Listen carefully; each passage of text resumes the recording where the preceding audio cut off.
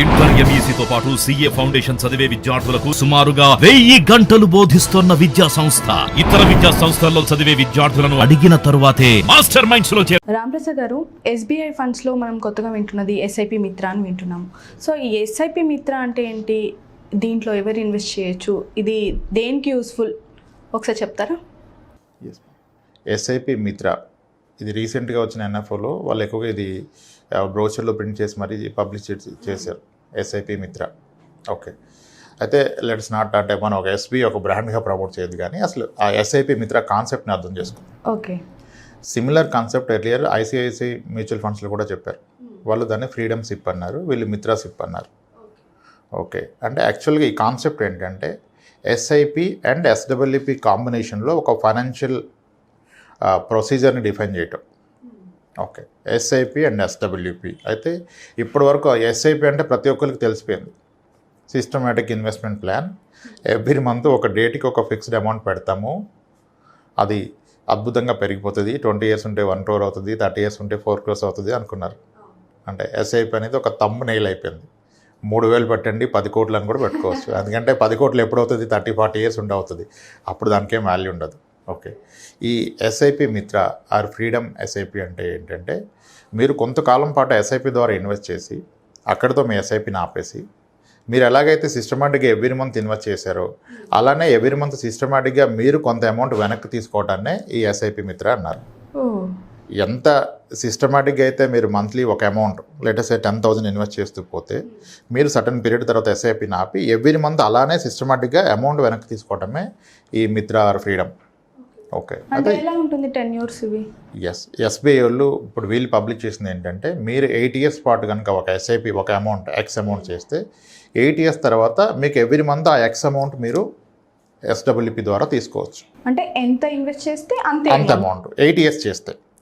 అదే 10 years చేస్తే 1.5x, 12 years చేస్తే 2x, 15 years చేస్తే 3x అన్నారు. అంటే 10,000 రూపాయలు కనుక మీరు SIP 8 ఏళ్ల పాటు చేస్తే అప్పుడు SIP ఆపేసి అక్కడ నుంచి ఎవ్రీ మంత్ 10,000 రూపీస్ని మీరు లైఫ్ లాంగ్ తీసుకోవచ్చు అన్నారు. దానికి ఏమి లాక్-ఇన్ పెట్టలేదు. ఓకే, సిమిలర్లీ మీరు 12 years పెట్టినట్లయితే 2 times, 10 years అయితే 1.5 times, 15 years అయితే 3 times. అంటే ఈ 15 years దాన్ని తీసుకుందాం మనం ఎగ్జాంపుల్గా. అంటే ఇప్పుడు ఏమంటున్నారు, మీరు నెలకి 10,000 రూపాయలు SIP పెట్టిన పక్షంలో 15 ఏళ్ల పాటు ఇది కంటిన్యూ చేస్తే అప్పుడు SIP ఆపేసి SWP ట్రిగ్గర్ చేసి మంత్లీ 30,000 తీసుకుని అంటున్నారు. అంటే గ్యారంటీ 30,000 ఎవ్రీ మంత్ పెన్షన్ లాగా తీసుకోమని చెప్తున్నారు, విచ్ ఈజ్ గుడ్ కదా, విచ్ ఈజ్ వెరీ గుడ్. ఎందుకంటే ఇన్సూరెన్స్లో ఎన్నో ప్రొడక్ట్స్ వచ్చాయి ఇప్పుడు గ్యారంటీ రిటర్న్. ఎస్, అయితే థియరిటికల్లీ మనీ తీసుకోవడం పాసిబుల్, కానీ హౌ లాంగ్ అది వస్తుంది అంటే థియరిటికల్లీ పాసిబుల్ అని చెప్పకూడదు. కానీ looking at the past returns, okay, అది లైఫ్ లాంగ్ కాదు, జనరేషన్స్కి వచ్చేస్తుంది, ఎన్ని జనరేషన్స్కైనా వచ్చేస్తాయి. ఓకే, అయితే ఇది ఎలా పాసిబుల్ అంటే ఇప్పుడు టిపికల్గా మ్యూచువల్ ఫండ్స్ SIP అంటే అందరు ఇప్పుడు 14-15 SIP క్యాలిక్యులేటర్లు ఎంతెంతో పెట్టి క్యాలిక్యులేట్ చేస్తున్నారు. అవన్నీ వదిలేద్దాం, వెరీ కన్జర్వేటివ్ క్యాలిక్యులేషన్ చేద్దాం. ఒక వ్యక్తి నెలకి 10,000 రూపాయలు SIP చేస్తున్నారు, 10,000 per month SIP చేస్తున్నారు.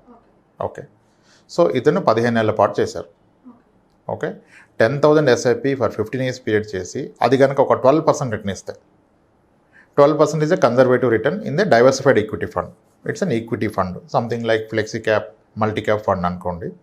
12% తీసుకోవచ్చు, ఎందుకంటే మనకి లార్జ్ క్యాప్ ఫండ్స్ కూడా 11% ఇచ్చాయి 15 years average return. So multi cap డెఫినెట్గా 12 వచ్చే అవకాశం మాత్రం ఉంది. Okay, in case 10,000 rupees per month SIPని 15 years పాటు కనుక మీరు పెట్టగలిగినట్లయితే దాని వాల్యూ అట్ 15% గ్రో అయితే ఇంచుమించుగా 49.5 lakhs అవుతుంది. అంటే అరౌండ్ రౌండ్ ఫిగర్ 50 lakhs అనుకోండి. ఇప్పుడు ఏంటి, ఆ రోజు మీరు SIP ఆపేశారు.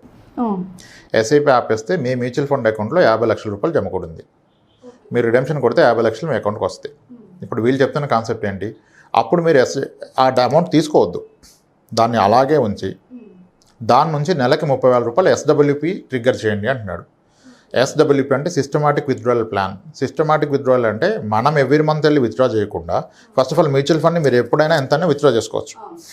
అలా మీరు చేయకుండా సిస్టమాటిక్ ఒక రిక్వెస్ట్ ఇవ్వండి, ఎవ్రీ మంత్ 30,000 ఇవ్వండి నాకు ఎవ్రీ మంత్ ఫస్ట్ కానీ. సో దట్ ఎవ్రీ మంత్ ఫస్ట్కి 30,000 ఇస్తాడు. 30,000 ఎలా ఇస్తాడు, అక్కడ యూనిట్స్లో 30,000 వర్త్ యూనిట్స్ అమ్మిస్తాడు. ఇక్కడ ఫస్ట్ ప్రికాషన్ ఏంటంటే మీరు SIP చేస్తున్న టైంలో మీరు పెట్టేది ప్యూర్ ఈక్విటీ ఫండ్. ఎస్ఐపికి ఎప్పుడు most volatile, most aggressive pure equity ఫండే కరెక్ట్. ఎప్పుడు మీరు 15 ఇయర్స్ ఉంటాయి. మార్కెట్ వాలటైల్ ఉండి అప్ అండ్ డౌన్ ఉంటేనే మీకు ఎస్ఐపిలో 12-13% వస్తాయి. మార్కెట్లో ఎటువంటి బ్యాడ్ ఈవెంట్ జరగకుండా, డౌన్ఫాల్ లేకుండా కన్సిస్టెంట్గా ఎలా వెళ్ళిందంటే మీకు 10% రిటర్న్ రాదు ఈక్విటీలో. ఈక్విటీలో ఎస్ఐపి ద్వారా ఎందుకు ఎక్కువ రిటర్న్ వస్తుందంటే మార్కెట్ వాలటైలిటీ వలన వస్తుంది. సో మీరు 15 ఇయర్స్ పాటు ఉన్నప్పుడు diversified equity fund something like flexi క్యాప్లో ఉన్నప్పుడు 12% వస్తుంది. కానీ మీకు 50 లక్షల రూపాయలు వచ్చాక మీరు డైవర్సిఫైడ్ ఈక్విటీ ఫండ్లో అప్పుడు లంసం అయిపోయింది కదా, ఉంటే మాత్రం మీకు వాలటైలిటీ ఎక్కువ ఉంటుంది. మార్కెట్ 20% పడిపోతే 50 లక్షల్లో 20% వెళ్ళిపోతుంది, 10 lakhs. కాబట్టి అప్పుడు ఏం చేయాలంటే, ఇప్పుడు అందుకే వాడేమంటాడంటే ఎస్బీఐలో మీరు first source fund, target fund అంటాడు. అంటే ఎస్ఐపి కొన్ని ఫండ్స్ రికమెండ్ చేశారు వాళ్ళ దాంట్లో, అలాగే ఎస్డబ్ల్యూపీకి ఒక ఫండ్ రికమెండ్ చేశారు. సో టిపికల్గా ఏంటంటే మోస్ట్ ఐడియల్ సొల్యూషన్ మీరు ఎయిమ్స్ అయినా పెట్టుకోండి, ఎస్బీఐ, ఐసిఐసిఐ అవసరం లేదు. These two are very good fund houses. But అవే అని కాదు, మీరు కెనరా ఫండ్ హౌస్ పెట్టుకోవచ్చు, హెచ్డిఎఫ్సి పెట్టుకోవచ్చు, ఏ ఫండ్ హౌస్ అయినా పెట్టుకోవచ్చు. మీకు 50 లక్షలు జమ కూడాక దాన్ని మీరు ఒక హైబ్రిడ్ ఈక్విటీ ఫండ్లోకి మూవ్ చేయండి. హైబ్రిడ్ ఈక్విటీ ఫండ్లోకి మూవ్ చేయండి. హైబ్రిడ్ ఈక్విటీ ఫండ్ అంటే that is a combination of debt and equity. Debt and equity వల్ల మీకు రిస్క్ కాస్త తగ్గుతుంది, రిటర్న్స్ కూడా కాస్త తగ్గుతాయి. Let's assume hybrid equity funds హిస్టారికల్గా ఇప్పుడు చాలా ఎక్కువ రిటర్న్ చూపిస్తున్నాయి. 10 years క్యాగర్ కూడా 12, 13, 14.75 ఫండ్స్ కూడా ఉన్నాయి. 10% ఇస్తుంది అనుకోండి. ఇప్పుడు 50 లక్షల రూపాయలు ఉంది, మీరు దాన్ని హైబ్రిడ్ ఈక్విటీలో పెట్టారు. గోయింగ్ ఫార్వర్డ్ అది ఆన్ అన్ యావరేజ్గా ఇయర్లీ ఒక 10% ఇస్తుంది. ఇప్పుడు ఈయన ఏమన్నాడు, మీరు 10,000 ఎస్ఐపి చేస్తే 30,000 తీసుకోమన్నాడు. అంటే 50 lakhs మీద 30,000 per month. 30,000 per month అంటే which is around 3,60,000 per year. అంటే ఆల్మోస్ట్ మీ 50,000 మీద ఒక 7.2% per year తీసుకోమన్నాడు. అంటే రౌండ్ ఫిగర్ అనుకోండి, మీ ఆ రోజుకి ఉన్న అమౌంట్ 50 lakhs మీద 7% per year తీసుకుంటున్నారు. కానీ ఇందాక మనం అనుకున్నట్టుగా అక్కడున్న ఫండ్ ఏమో 10% per year పెరుగుతుంది. సో 10% పెరుగుతున్నప్పుడు మీరు 7% తీసుకుంటే మీ మనీ తగ్గదు కదా. మీ మనీ ఎప్పటికీ తగ్గదు. అయితే ఒకవేళ మార్కెట్ క్రాష్ అయిపోయింది, 50 lakhs మీరు జమ చేశాక మార్కెట్ ఈజ్ కరెక్టెడ్ బై 45% అనుకోండి. లేడసే వరస్ట్ కేస్ 59% ఫాల్ అయింది అనుకోండి. ఇప్పుడు 2008లో 2009 మార్చ్లో Sensex is down by 59%. 22,000 Sensex has come to 8,400. అటువంటిది ఇంకో ఫాల్ వచ్చింది అనుకోండి. అప్పుడు ఏమవుతుంది, మార్కెట్ 50% పడితే మీరు ఈక్విటీ ఫండ్లో ఉంటే మీ ఫండ్ కూడా 40% పడుతుంది. కానీ మీరు హైబ్రిడ్ ఫండ్లో ఉన్నారు, హైబ్రిడ్ ఈక్విటీ ఫండ్లో. సో ఇది ప్రాబబ్లీ ఒక 25% పడుతుంది. ఓకే 20 or 25, 30 పడుతుంది. 30 పడితే ఏమవుతుంది, మీ 50 lakhs కాస్త తగ్గి 35 lakhs అవుతుంది. అయినా మీకేం అవసరం లేదు, ఆ మనీతో మీకు పని లేదు. మీకు కావాల్సిన నెలకు 30,000 కదా, మీకు 35 lakhs నెలకు 30,000 తీసుకోవచ్చు కదా రిడెంప్షన్ చేసి. అయితే అంత మార్కెట్ పడితే మార్కెట్ అక్కడ ఉంటుందా? 2009 మార్చ్లో ఫాల్ పడితే 2011 కల్లా మళ్ళీ సెన్సెక్స్ వెంట 26,000. సో కాబట్టి మీరు పెన్షనర్ కదా, మీరు మంత్లీ డబ్బులు తీసుకున్నప్పుడు మార్కెట్ పడితే కూడా మీకేం ఇబ్బంది లేదు. మీరు అనుకున్న SWP is like A guaranteed income. Every month మీకు 30,000 వస్తుంది. ప్రాబబ్లీ నెక్స్ట్ 1.5 yearలో 2 yearsలో మళ్ళీ మీ 35 lakhs 50 lakhs అవుతుంది. కానీ మీరు ఒక 10 years కంటిన్యూ అయితే hybrid equity fund on average 10% ఇచ్చేస్తుంది. అది 10 ఇచ్చినప్పుడు మీరు 7 తీసుకుంటే మీ క్యాపిటల్ తగ్గే అవకాశమే లేదు. ఇన్ఫ్యాక్ట్ మీ క్యాపిటల్ కూడా మళ్ళీ 15 yearsకి డబుల్ అయిపోద్ది.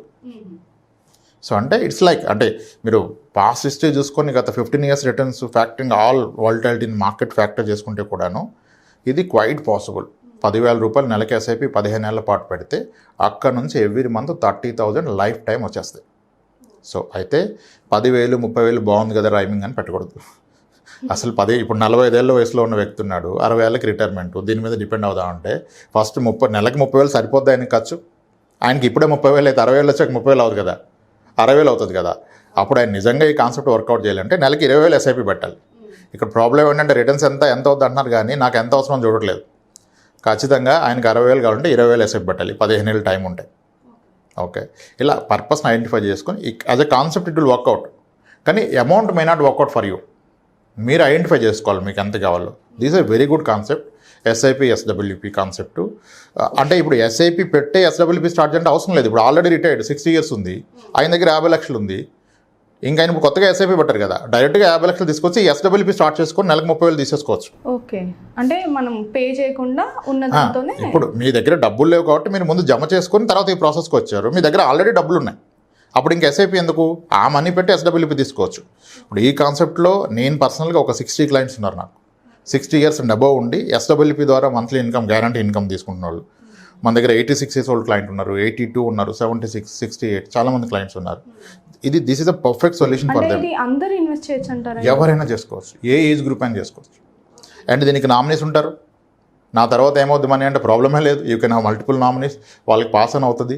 మీరు ఉన్నంతకాలం మీరు ఎవరి మీద ఆధారపడకుండా ఒక పెన్షన్ లాగా, ఇప్పుడు గవర్నమెంట్ ఎంప్లాయీ రిటైర్ అయితే ఆయనకి పెన్షన్ ఉంది, సో ఆయన ఎవరి మీద డిపెండ్ కాదు. ఒక ప్రైవేట్ ఎంప్లాయీ రిటైర్ అయితే అప్పుడు వాళ్ళకి ఇది ఒక సొల్యూషన్. ఎస్, ఇది ఒక అద్భుతమైన కాన్సెప్ట్ అండి, దీన్ని అందరూ వాడుకోవచ్చు. ఓకే రాంప్రసాద్ గారు, మరి టెన్యూర్ అనేది 8 to 15 years అంతవరకు ఉంటుందా? ఎటువంటి టెన్యూర్ ఇక్కడ కాంప్లికేషన్ లేదు. వాళ్ళు ఐడియల్గా ఒక సినారియో చెప్పారు. మీరు ఎన్ని ఇయర్స్ అయినా పెట్టుకోవచ్చు. 8 years పెట్టుకుంటారా, 10 years, 12, 15, 20 years, ఎంత వరకు మేము కట్టగలుగుతామో. ఎస్, మీకు అంటే మీ అవసరాన్ని బట్టి మీరు కట్టగలగడం వేరు, మీ అవసరం వేరు. అంటే ఇప్పుడు ఒక 10 years అనుకుంటారు, మరి 8 years తోనే ఆపేస్తారు. చేసుకోవచ్చు, 8 months తర్వాత కూడా ఆపుకోవచ్చు, 8 days తర్వాత కూడా ఆపుకోవచ్చు. కానీ ఆపితే మీరు కట్టింది ఎంతో లేదు కదా, దాని మీద మీకు ఇంత రాదు కదా. ఓకే, వాళ్ళందరికీ అర్థమవడం కొరకు 8 years అయితేనేమో 10x పెడితే x అమౌంట్ వస్తుంది 8 years, 10 years అయితే 1.5x, 12 years అయితే 2x అన్నారు. కానీ వీటన్నిటికన్నా ప్రాక్టికల్ వే అయితే 15 yearsలో 3x ఈజ్ మోర్ ప్రాక్టికల్, ఎంత మార్కెట్ వాల్టైల్ ఉన్నా. సో 15 years పాటు మీరు పెట్టిన దానికి 3 రెట్లు మీకు ఎవ్రీ మంత్ ఇన్కమ్ అయిపోతుంది. సో అద్భుతంగా వర్కౌట్ అవుతుంది, ఎవరైనా కన్సిడర్ చేయొచ్చు, తీసుకోవచ్చు. Thank you. Right, thanks.